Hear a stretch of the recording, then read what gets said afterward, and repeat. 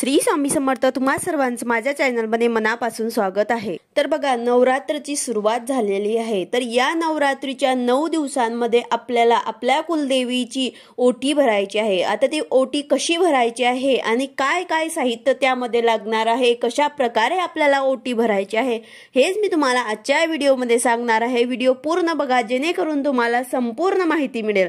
जर तुम्ही चॅनलवर नवीन असाल तर चॅनलला सबस्क्राइब करायला मात्र विसरू नका आणि व्हिडिओला लाईक करायला मात्र विसरू नका।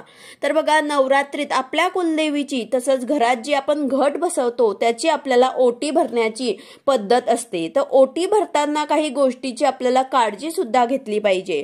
कुलदेवी कुलाचे रक्षण करणारी असते, तसेच दुर्गा देवी देखील आपलं रक्षण करणारी असते, म्हणून देवीची ओटी भरायची असते। कुलदेवतेचा सेवेने अनेक अडलेले आपले प्रश्न मार्गी लागतात। घरात गृहसौख्य लाभते, आर्थिक प्रश्न मार्गी लागतात, मुलांचे शिक्षण, लग्न तसेच कौटुंबिक समस्या निवारण होतात।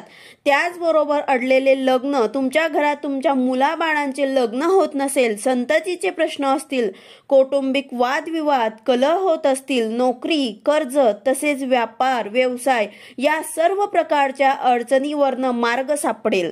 कोणत्याही कामामध्ये यश मिळत नाही आहे, कष्ट करताय पण त्याचे फळ तुम्हाला मिळत नाहीये, मुलं व्यसनी होत आहे, तर कुठेतरी आपल्याकडनं आपल्या कुलदेवीची सेवा होत नाही आहे, कुलदेवीचा मान सन्मान आपण करत नाही आहेत, तर या सर्व अडचणी येत असतात। म्हणून सर्वांनी आपल्या कुलदेवीचा मान सन्मान करून तिची ओटी भरायला पाहिजे। आता नवरात्रीमध्ये मूळ पीठावर तर जात नाही, पण तुम्हाला जायचं असेल तर तुम्ही तिथे जाऊन सुद्धा ओटी भरू शकतात, किंवा आपल्याच घरी आता आपल्या कुलदेवीची आपण घट बसवला आहे तर तिथे आपल्याला आपल्या कुलदेवीची ओटी भरायची आहे, किंवा तुमच्या जवळपास तुमच्या कुलदेवीचं मंदिर असेल तर तिथे जाऊन सुद्धा तुम्ही हे ओटी भरू शकतात। तर बघा, कुलदेवीची ओटी कशी भरायची आहे, तर एका ताटामध्ये तुम्हाला साडी ठेवायची आहे। तर बघा, नऊवारी साडी, शक्यतो आपल्याला नऊवारी साडी घ्यायची आहे आणि ते साडी जे असते ते काळ्या किंवा निळ्या रंगाची आपल्याला घ्यायची नाही आहे। लाल किंवा केशरी, पिवळा, हिरवा, जांभळा अशा रंग तुम्ही घेऊ शकतात।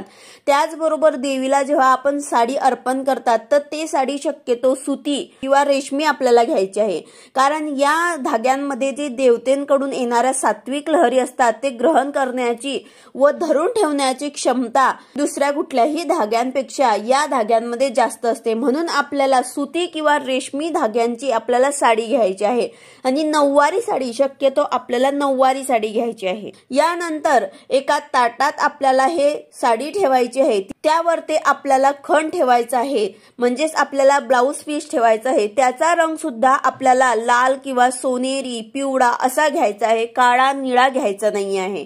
त्याचबरोबर संपूर्ण भरलेले पाण्याने एक नारळ घ्यायचा आहे, अखंड सुपारी घ्यायची आहे, अखंड खोबऱ्याची वाटी घ्यायची आहे।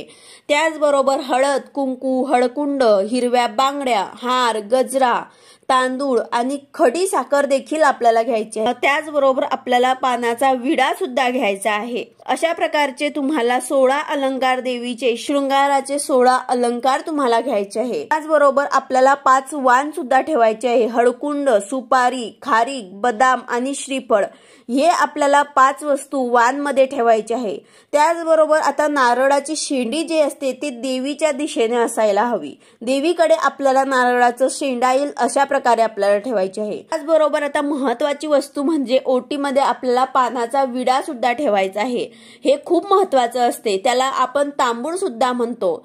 तर या पाण्यामध्ये सुपारी आणि तंबाखू आपल्याला टाकायचं नाही आहे। तर अशा प्रकारे आपल्याला देवीसाठी विडा सुद्धा ठेवायचा आहे, हे खूप महत्वाचं असते, त्याला आपण तांबूळ असं म्हणतो। नंतर हे ताटामध्ये सर्व वस्तू ठेवायची आहे, तुम्हाला साडी ठेवायची आहे, खण ठेवायचा आहे, त्याचबरोबर नारळ, शृंगाराच्या 16 अलंकार वस्तू ठेवायचे आहे, त्याचबरोबर 5 वाण, हळकुंड, सुपारी, खारीक, बदाम, श्रीफळ हे सुद्धा आपल्याला ठेवायचे आहे, तांदूळ ठेवायचे आहे, गजरा ठेवायचे आहे, बांगड्या ठेवायच्या आहे, हे सर्व वस्तू आपल्याला एका ताटामध्ये अशा ठेवायच्या आहे, विडा सुद्धा ठेवायचा आहे। आणि नंतर हे ताट जे आहे त्या आपल्याला आपल्या हातामध्ये घ्यायचं आहे, आपल्या ओंजळीत घेतल्यानंतर ते स्वतःच्या छाती समोर लावायचं आहे आणि अशा पद्धतीने देवीसमोर आपल्याला उभं राहायचं आहे आणि आपली जी मनोकामना असेल ते आपल्याला बोलायची आहे, देवीला प्रार्थना करायची आहे, जे इच्छा असेल, जे मनोकामना असेल ते सुद्धा बोलायचे आहे आणि त्यानंतर देवीला नमस्कार करायचा आहे, प्रार्थना करायची आहे आणि हे ओटीचे साहित्य जे आहे ते देवीच्या चरणी आपल्याला अर्पण करायचे आहे।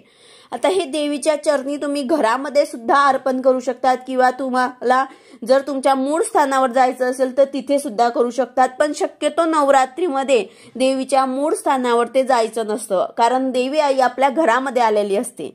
त्याचबरोबर जर तुमच्या जवळपास जर तुमच्या कुलदेवीचं मंदिर असेल तर तिथे सुद्धा तुम्ही अशा प्रकारे ओटी भरू शकतात। ओटीचे साहित्य देवीच्या चरणी अर्पण केल्यानंतर ओटीच्या साहित्यावर आपल्याला तांदूळ व्हायचे आहे आणि त्यावर ते हळदी, कुंकू, अक्षता, फुलं वाहून अशा प्रकारे त्या ओटीची आपल्याला पूजा करायची आहे। देवीची सुद्धा आपल्याला पूजा करायची आहे, धूप दीप ओवाळायचा आहे आणि देवीला प्रार्थना करायची आहे। त्याचबरोबर आता हे नारळाचं काय करायचं, तर हे नारळातील जे खोबरे आहे ते प्रसाद म्हणून तुम्ही ग्रहण करू शकतात। त्याचबरोबर साडीचं काय करायचं, तर तुम्ही सुद्धा हे साडी घालू शकतात किंवा दुसऱ्यांना सुद्धा हे साडी तुम्ही देऊ शकतात।